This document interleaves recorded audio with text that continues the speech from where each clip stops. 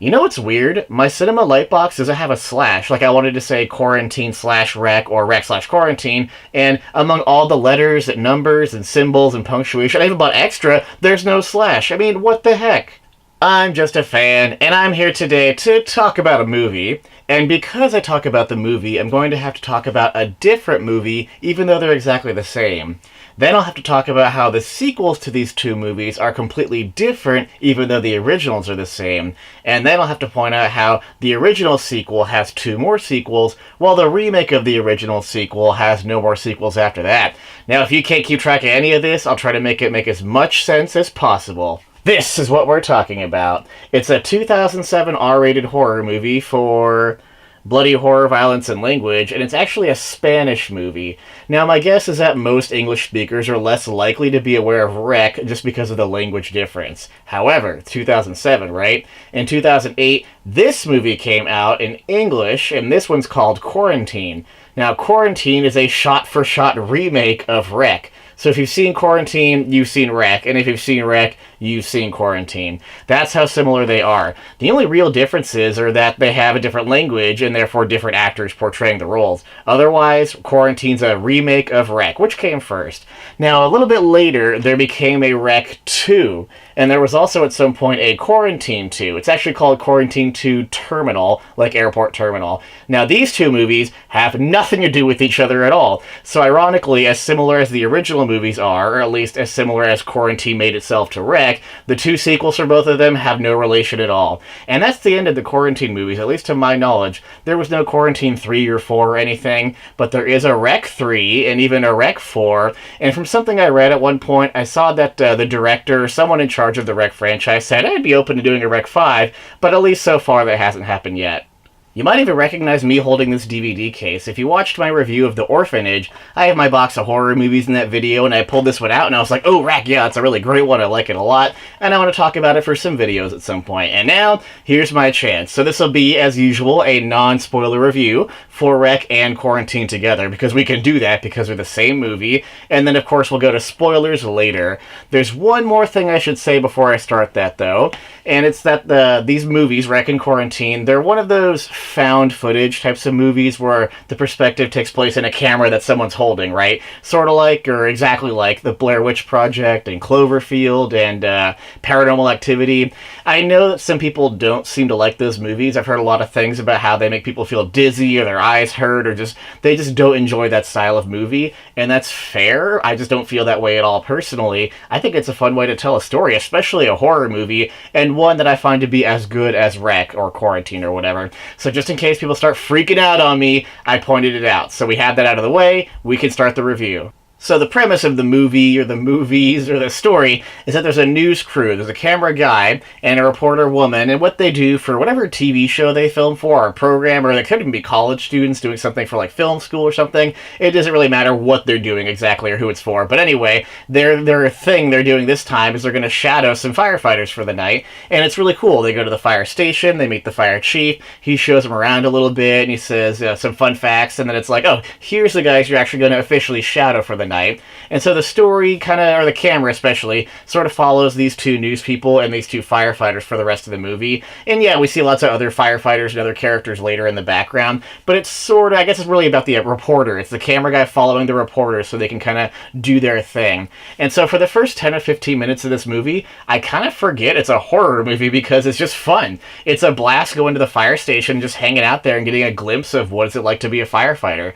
We see where they eat, where they sleep if they have time, where the fire pole is, where they play like racquetball or whatever that is. It shows them washing the truck. They're playing basketball at one point with the news reporter lady. It's just like a lot of fun, and it's kind of cool because most viewers probably don't really know exactly what it's like to be a firefighter or what it's like at the fire station. So, I mean, is it kind of weird to say that why can't a horror movie be educational for a little bit? The fun facts are cool, and I hope they're genuine because if they're going to be portraying something we have in real life anyway, why not make it realistic? I even actually hope that a lot of the extra firefighters in the background are real firefighters. Like, wouldn't that be awesome? Anyway, they say some things like how there's plenty of female firefighters. You know, they're not all men, of course. They can be, you know, in the sleeping quarters, but up and on the truck in under 90 seconds or 2 minutes if they have a call or something like that. And most of the ambulances you see are driven by fire personnel for medical reasons rather than for fire reasons type of stuff. Just interesting things that you wouldn't necessarily know if you're not a firefighter. And so at some point, they're at the fire station, they're watching guys play racquetball or whatever they're doing. I think it's racquetball. And they're talking to one of the fire guys they're going to shadow. And something comes up on the intercom. And he's like, oh, we don't respond to those. And it's funny because the reporter's like, I was hoping for like a little thing, like nothing big, just like a little fire or something. And he's like, yeah, have something exciting for your show or whatever. It's just this like fun little moment. And so later, actually, it's when they're looking at the sleeping quarters, some alarm goes off, and he kind of comes by. He's like, we got your call, like we're going. And so they got to get to the fire truck, and they got to get to some apartment building. It's kind of a bigger city sort of thing. It's just like, this long block of buildings, and they have to go to one taller one that's an apartment building. And so when you're inside, it's obviously, got stairs up along the walls going up to multiple floors. And so it's kind of where the movie goes and stays for, I guess, the whole rest of the movie, come to think of it. Now, don't forget, it's called Rec, or in this case, for English, Quarantine, which is more of a direct reason why it's called Quarantine, because they get quarantined in the building. And, when they show up, they find some police that are already there, and they're kind of like, oh, maybe this is more serious than we thought.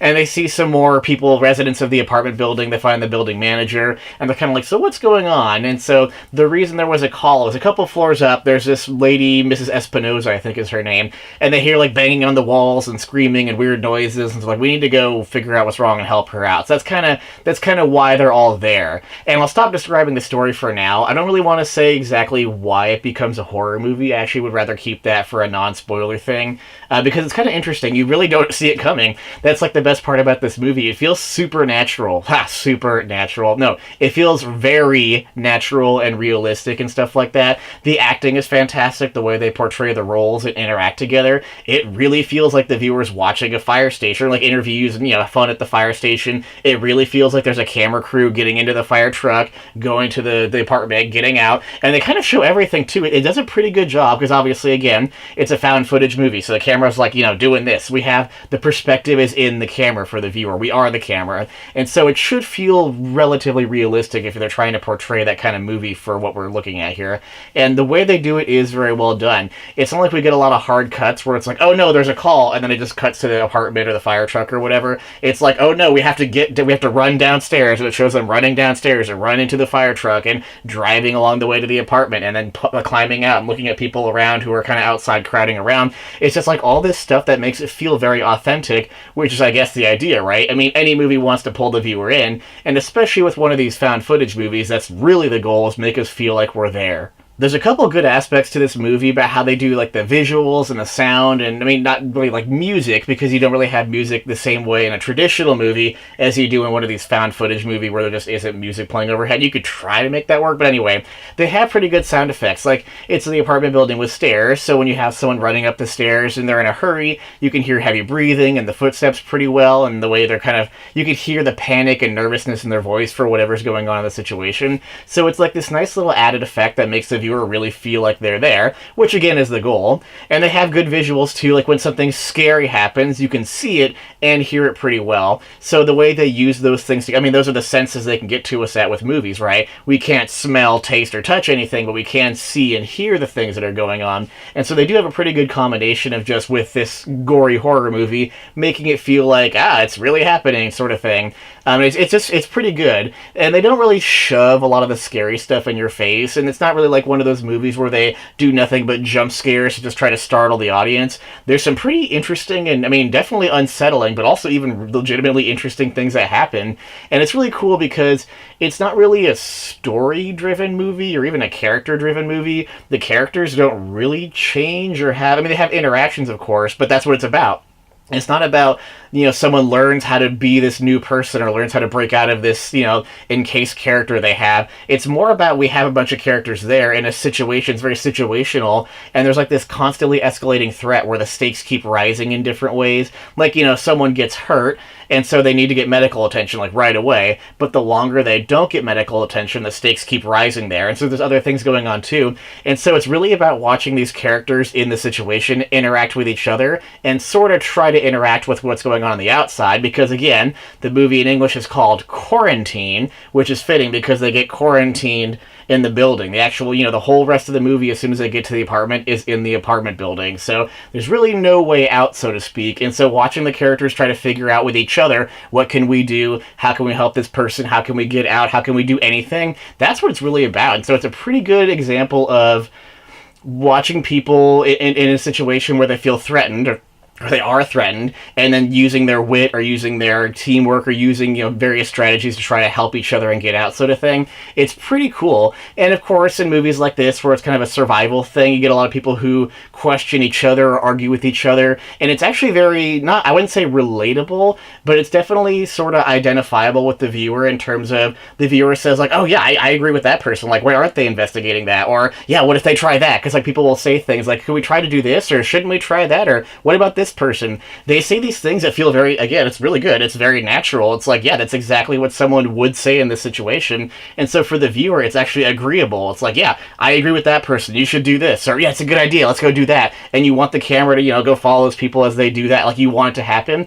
I guess you could say that it has good engagement with the audience. Like the viewer, you can get pretty engaged just because you can feel like you're in the situation, and then think about what should they do, what can they do, and as if you're a person there who's one of the residents of the apartment or whatever, it's just trying to figure out what's going to happen next and how can we prevent things from getting worse, because they definitely keep getting worse. It's kind of weird to say all this without spoilers, I feel like, because it's so vague, but it is a nicely done thing where when you don't know what's going on going into the movie, and then when you get quarantined in the building and you don't really realize why or what else is going to pop out and happen as things keep, progressing, it's kind of a cool little semi-mysterious thing of like, ooh, this is kind of creepy, like what's really happening here, what's the meaning behind all of this.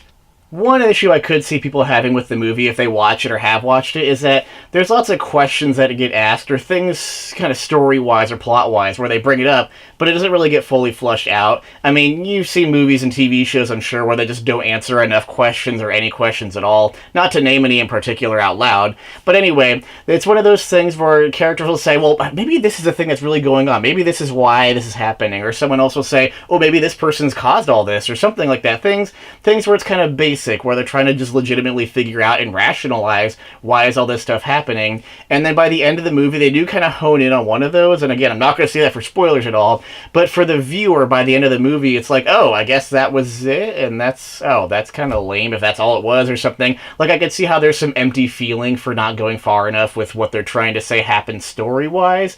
But I will say, don't forget, there are sequels, so that's kind of an interesting thing to think about when you're realizing that not everything has to get answered at first. And it's really not about that. The movie isn't about answering questions and figuring out why they're there. Exactly. Yeah, yes, it should be there because, yeah, if you have characters in the situation, they're going to try to figure it out. But that's the thing. It's about the characters in the situation. What are they going to do next? What do they do they interact with each other? How do they interact? How do they try to ask questions and figure it out and either help each other or break each other down, depending on what kind of character they are, what kind of situation that particular character's in. It's just good stuff like that. So that's really what it is about. There's similar movies out there that delve into this in an even better way, psychologically or socially or even emotionally in some cases, like The Mist. Remember that movie called The Mist, where it's like all in the grocery store and they're stuck in there? That's another movie where it's not really about why is all this happening, and they even add a little bit of that in there, but it's more about how do people act in this situation and interact with each other, and then eventually either get violent or peaceful or whatever kind of comes out of that. So it's one of those types of things for the most part. And yeah, they have the scary things that happen, there's jarring things that happen. There's a couple, like I was saying earlier, it doesn't really overdo jump scares or things like that, but it's kind of cool how the news reporter, who by the way, the news reporter, it's played in the English version, of course, is a different actress for the Spanish version, which came first, but in Quarantine, the reporter is Jennifer Carpenter, and when I like a movie a lot, I'll often look into it some more and research about it and find some fun facts, and the one thing I always seem to find about Quarantine is that people love Jennifer Carpenter's performance in this movie. They're like, wow, she's really great, and even if they're not a huge fan of the rest of the movie, they're like, yeah, it's okay or whatever. I mean, they'll say whatever about the movie as a whole, but for Jennifer Carpenter, good for her for getting lots of credit for her good performance in this movie as the TV reporter. What was I saying? Oh yeah, anyway, so at one point, things start happening, interesting things start happening. and she tells the camera guy, like, do not stop filming. Like, you have to capture everything. We have to show people what's going on in here. It's like a kind of a good little thing of like, yeah, we got the resolve here to capture all this on footage. And so yeah, when things do happen, it's kind of like, oh, we got to focus on that. And we gotta capture this moment of something really scary or gory or violent happening. And so it's realistic to a degree because that probably would happen. You would want to capture those things when you're a news person or camera person. And also it helps get the movie to be more scary and unsettling.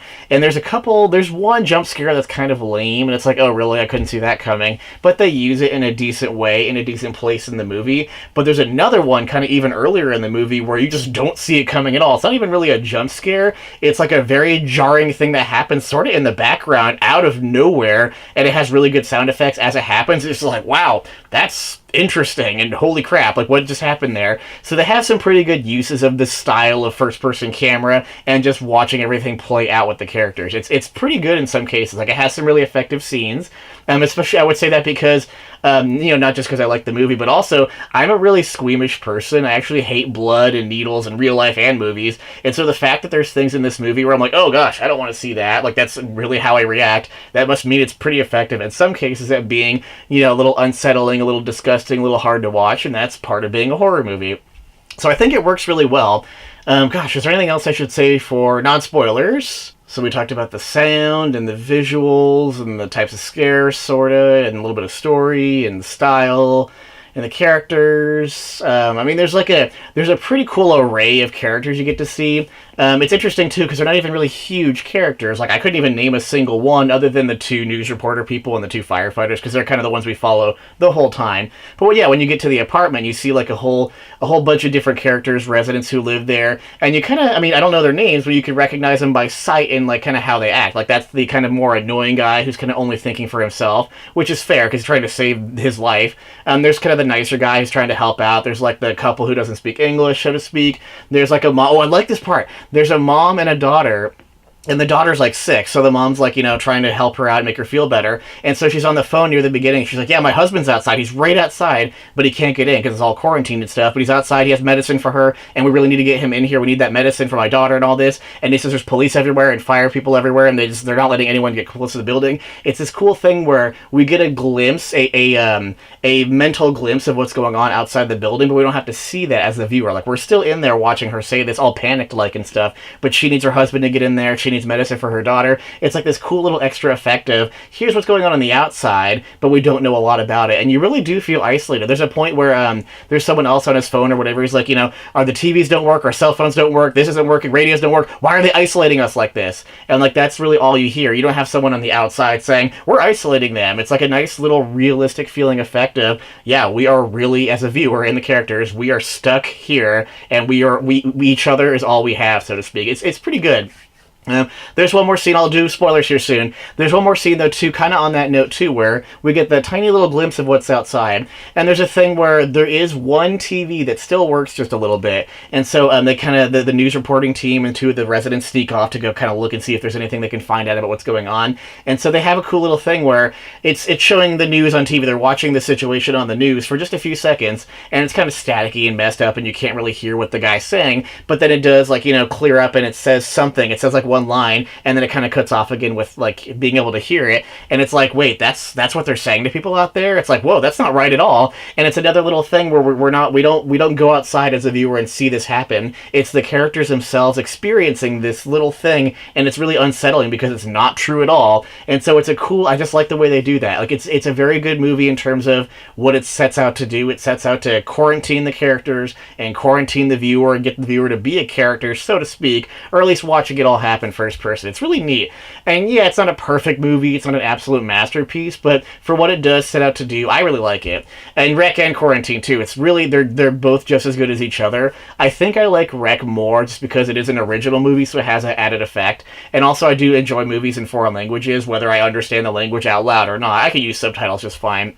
So it's good either way. I think we should head into spoilers, but I will say definitely check out the movie or movies or either one or both, whatever you can compare them, just like I do myself when I watch one and the other.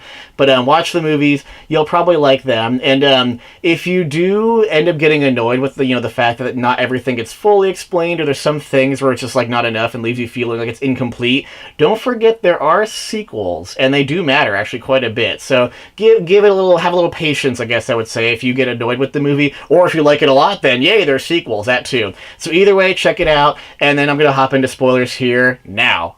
So, spoilers for Rec and Quarantine. Obviously, if you're here, you've seen one or both of the movies, and you know that it's kind of like a zombie virus thing going on the whole time, where, like, there's infected people, and they want to eat and bite and kill everyone else, and if you get bit, you become infected, that type of thing. And I can see why some people would be like, oh, really? Zombies again? Or something like that. That's fair, but I would say this. Don't forget, there are sequels. Anyway, it does a good job of having this impending doom thing the whole time. I mean, I like how it starts off so innocent and fun, like I was saying at the very beginning of this video, where it's just like hanging out at the fire station, and there's no sense of danger at all. And then when things do kind of start getting dangerous, it really escalates at such an exponential level, and it's almost too theatrical in a way for me. Like, at first it's like, that guy Fletcher, one of the firefighters, I love this jump scare type of thing, or this background moment. But, the Angela Vidal, the reporter is like talking to the camera, and in the background he just flies down and just hits the ground really hard, that type of thing. Like, that stuff starts happening. It kind of goes at a slow rate, all these scary things, and by the end, just everyone's infected and running everywhere, and they're kind of going up the stairs trying to get to like one of the rooms or something, and it's just like they've all come out. They're all coming at you at once. And so it's kind of weird because, like, why didn't that happen in the first place, or why is it all happening now at such a sudden moment? So it's a little bit theatrical in a way where they're kind of building up for the end, but that's fair. It just does take away a little bit from the realistic feeling of it all. But it is good. And one thing I really like about this movie is as we do go through the situation, I like how there's like, the guy, the vet, he's like, this is like rabies. These people have this symptom and that symptom. It's like a rabies thing going on. And there's that person, there's the little girl who has a dog named Max, or there's the mom and the girl, and Max like bit the little girl and she's been sick, and it turns out she's infected too. So like, did the dog start all this? Is it a rabies thing? There's that couple who has like a darker skin tone. They don't speak English, and they establish that one of them has a dad upstairs, and I think they say he can't walk, he's paralyzed, and so someone's like, well, shouldn't we go get him down here? Like, maybe he's behind all this. So you have those three things where it could be what's going on. There's like the rat or whatever, a couple rats in the movie.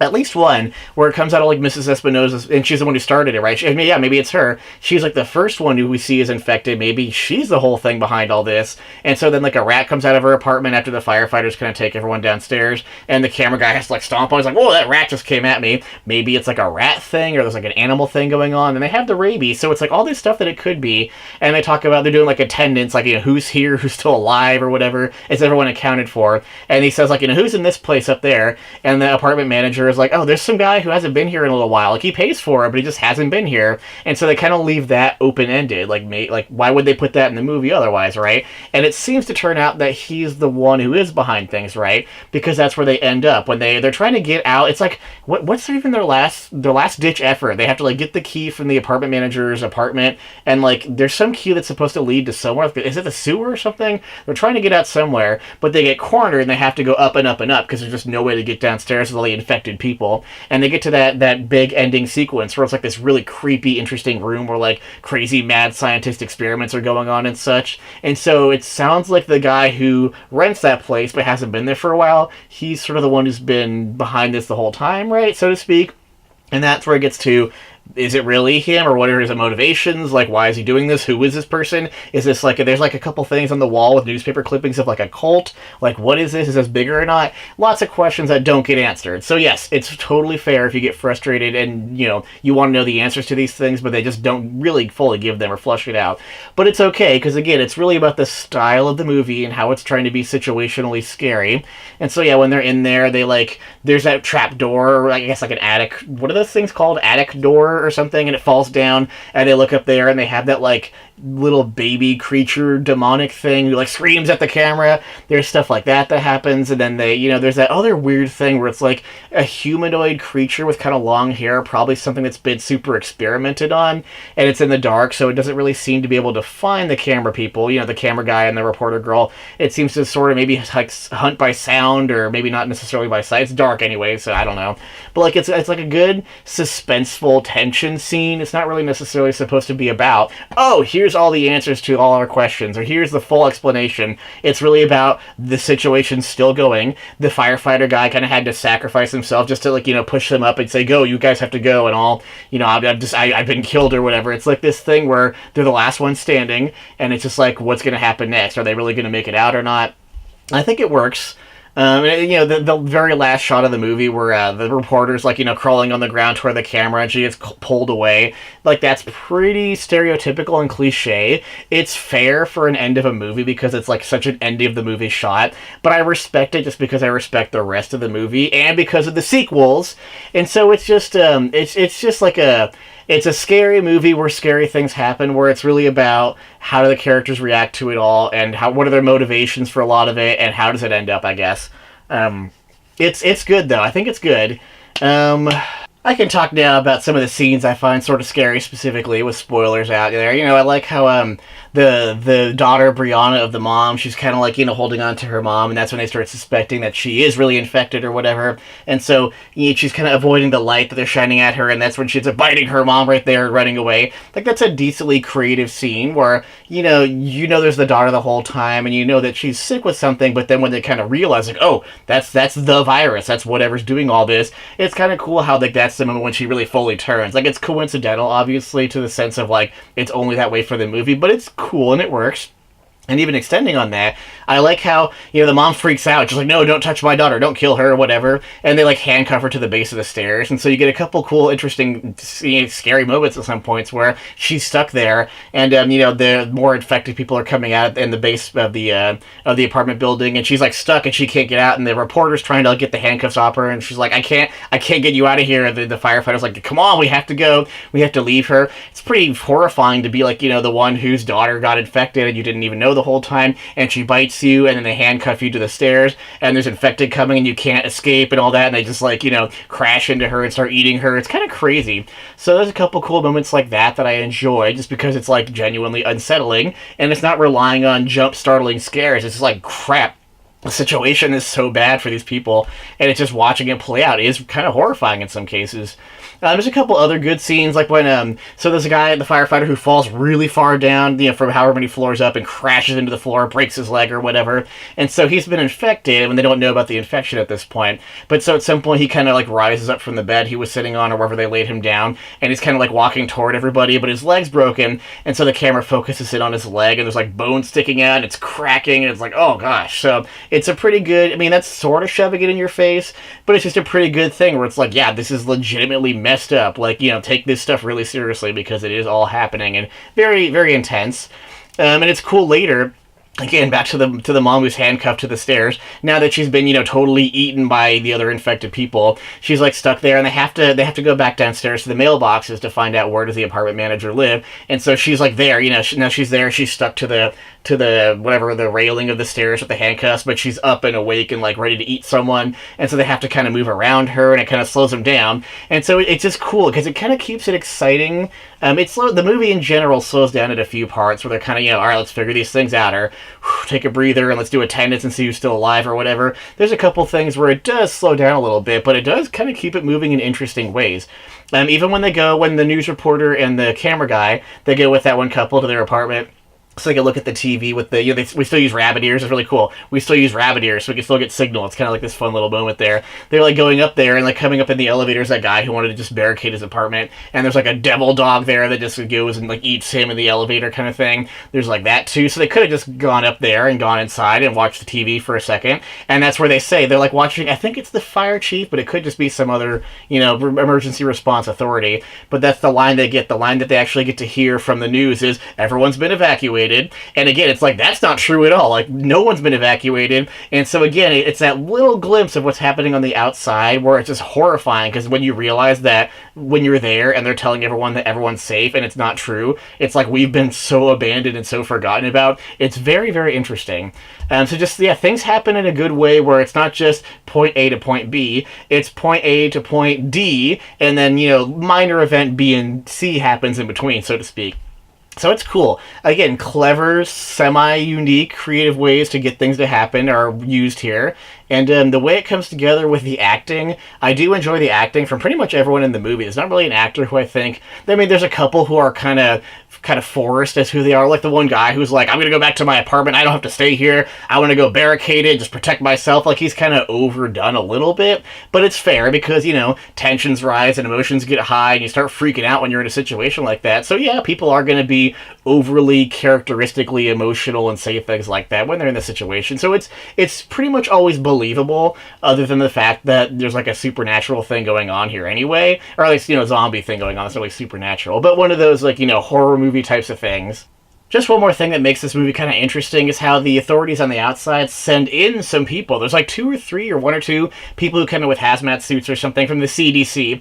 And I love how this happens in movies where, like the cop says, they're going to send in someone from the CDC. And in movies, whenever they have like a title like that most people should or probably do know about, in the movie itself, they have to say what it stands for just in case someone doesn't know. And so I love how they always like spell it out somehow. They find a way to spell it out. And in this case, the cop says like, sending in someone from the CDC, and someone, the residents, like, CDC is like Center for Disease Control. It's like so blatant and obvious that they're trying to just spell it out for those of us who don't know what a CDC is. Anyway, they come in and they're like, put away the camera, like, you guys go over there, like, we're in charge here now.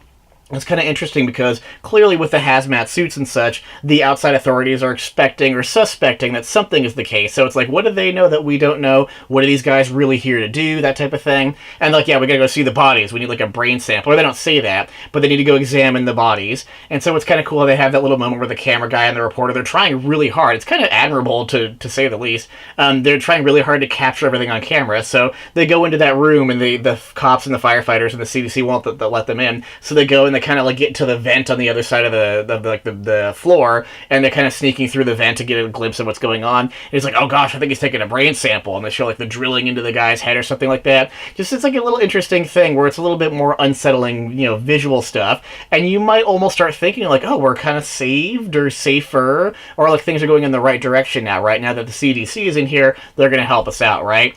Well, of course, the CDC people, the firefighters, and the whoever's in there, they all just, get it infected too, and they end up dying or whatever. So, they get to that point where the CDC guy got bit, and then I think it's soon after that when the little girl it turns out that she's been infected the whole time, and she, like, bites her mom and runs away. And I hate this stuff in movies where, like, there's this little girl who runs away, and it's weird how the CDC guy is like, oh, go find her and inject her with this, and he has, like, some vial of something to inject her with, which, like, how he just has, like, a zombie cure on him or something. It's kind of weird that he came in already having some kind of vaccine for whatever's going on. I don't even know. I don't get it.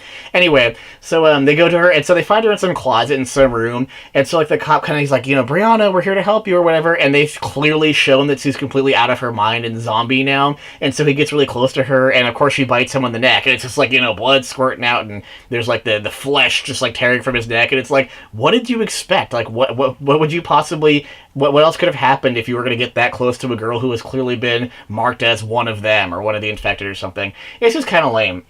But it does make for another good scene of, like, now we lost this person, now we lost that person, now this person got bit. There's quite a few scenes of people who just get bit and, little flesh gets torn apart and stuff like that. When you watch it, it kind of makes you feel, like, sort of hungry.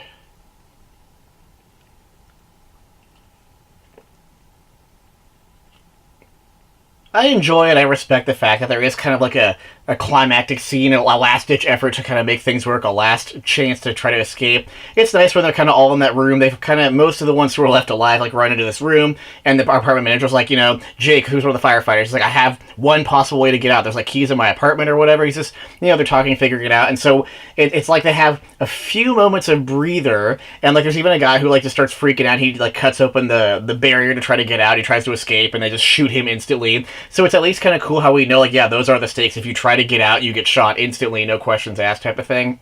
And it's interesting how it's just like, yeah, from then on, it's like they run out of that room and they just go, go, go, and they cannot stop. And again, good performance from Jennifer Carpenter's character. Like, she's trying to find the key. There's like the only light is from the camera, so she's like screaming constantly for the light to be on her so she can try to find the key and do things like that. It's a good, climactic scene kind of near the end where it's like our characters have their final moments to try to figure things out and finally get to a safe place or die trying, type of thing.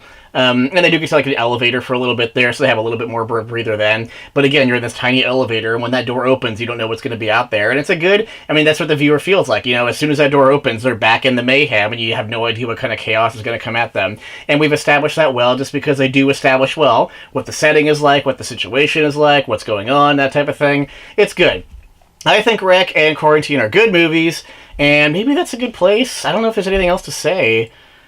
Honestly, I don't even want this to be that long of a review. I still have Rec 2 and Quarantine 2 and Rec 3 and Rec 4 to talk about. So we have so many movies remaining still to cover. I think we're good with Quarantine 1 and Rec 1.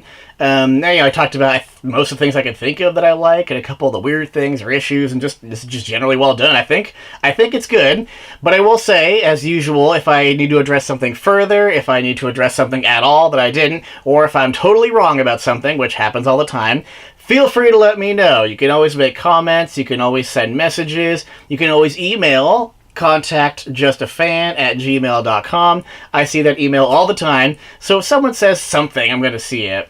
So thanks very much for watching, and I would say that if someone watches Rec and Quarantine or either one, and then they watch this review, and you're not sure you want to watch one of the sequels, because you're like, that was okay, but it kind of dipped down and got worse, I would say definitely try out Rec 2 at least, because Quarantine 2 is okay, but not made nearly as well. So if your opinion kind of dips down a little bit, I think it would probably go up quite a bit if you do watch Rec 2 with that story. So give it a shot at least, and at some point here, I'll definitely get my Rec 2 thing up, and I'll get my Quarantine 2 up. Hopefully we can release them at the same time. That way we can see where does this original source material story go with two different directions and kind of see just how that compares there. So we'll get that going at some point. Thanks again for watching. If you'll excuse me, I need to go find some human pizza. Pizza. So let's do that.